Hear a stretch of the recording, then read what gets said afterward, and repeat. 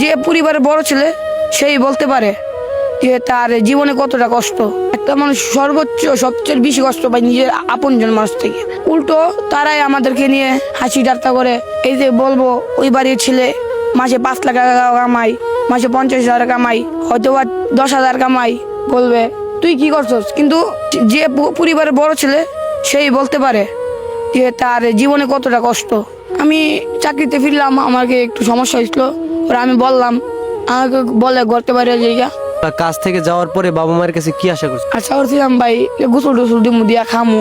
আমি সব পড়লাম আগে, যে খাওয়া দাওয়ার আগে সব পড়লাম। পরে তারা বললো করতে পারি জায়গা। পরে আমি গোসল দিলাম, দিয়ে একটা কাপড় একটা প্যান্ট কিনলাম, পিন্ধার পরে আয়সা বললাম। তখন তোমার ভাত খাইতে বলে নাই? কিছু বলে নাই। যেদিন টাকা কামাতে পারবো ফ্যামিলির মানুষকে দেখাবো, আর আশেপাশের মানুষকে বুঝাবো যে সময়ে ফ্যামিলি ছাড়া অনেক কিছু হই।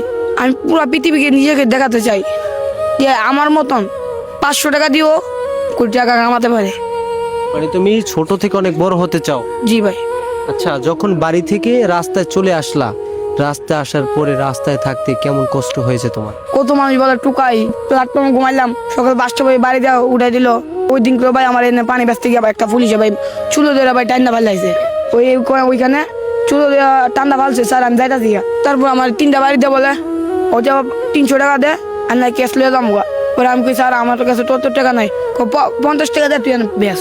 এগুলো আমি আশা করি না একজন সরকারি মানে চাকরিওয়ালা মানুষ যদি এইসব বলে, যাদের কাছটা আমরা উৎসাহ পাই যে তারা আমাদের একটু বেচতে দিবে, হকার টকারকে হয়তো বেচতে দেখ আর না দেখ বের করে দিবে, সমস্যা নাই। সরকারি জায়গা আমাদের মানতে হবে। আচ্ছা, এই কষ্টগুলো কখনো কি তুমি ভুলতে পারবা?